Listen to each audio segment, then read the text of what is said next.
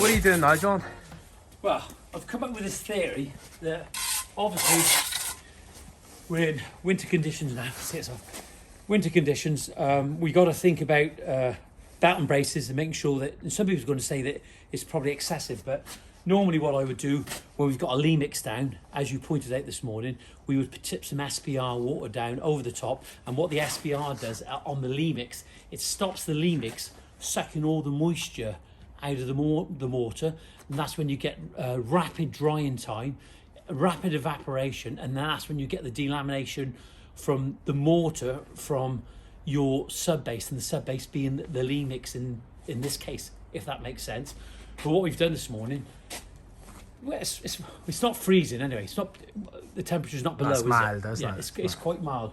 But nevertheless, we want to make sure that this is right instead of just using an SPR. So what we're doing this morning is we're putting, just like you put like a self-leveling compound, but that's for self-leveling, but that self-leveling compound on the floor would actually stick, wouldn't it? It bonds, it bonds to the base.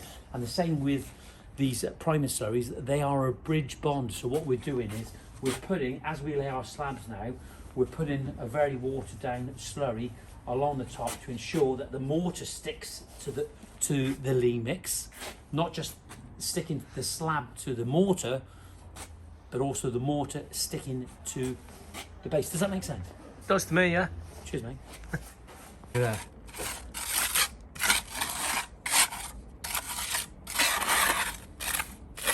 Hey, Roy.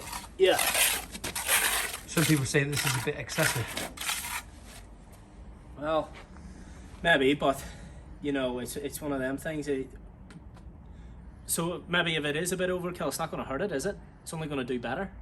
So it's when you like. It's investment, isn't it? Well, over engineering is better than under engineering, isn't it? There's no harm.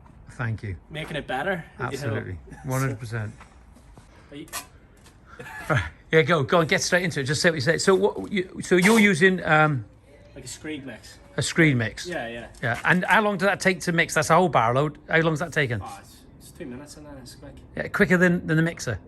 Yeah, way quicker. It's easier than that. So why would we put that in the mixer? Well, like this, because you get that segregation where you get like the cement and you get the sand and its little bubbles, and it just doesn't mix. It's like neat cement, isn't it? Yeah, it just doesn't mix properly, and it doesn't.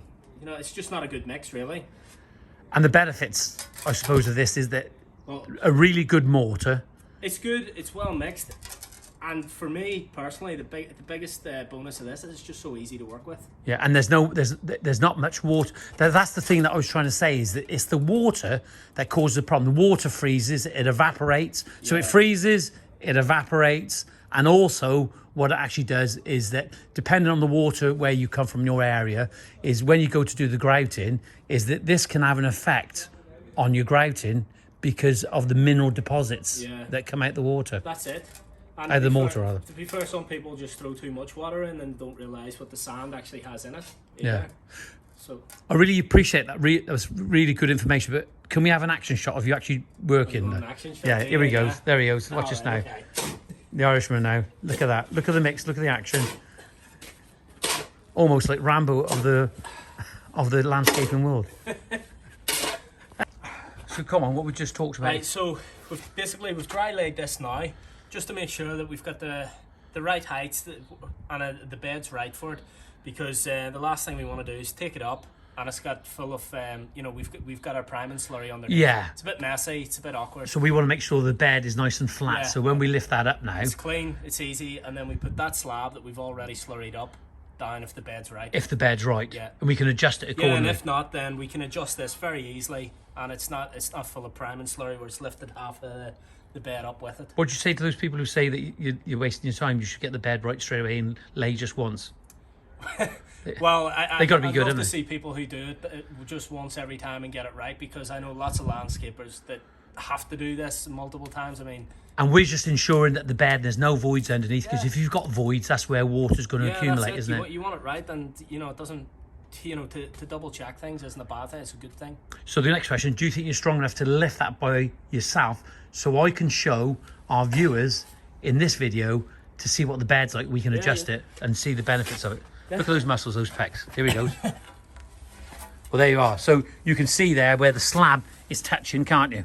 Yep. All right, there and there. that is where it's not touching. So now we can adjust the height accordingly to that. So when we bed in, we can have a full bed underneath. And that's not bad, because it hasn't been tapped down yet, is it? No, it's pretty good to be fair, considering it was just sat on it.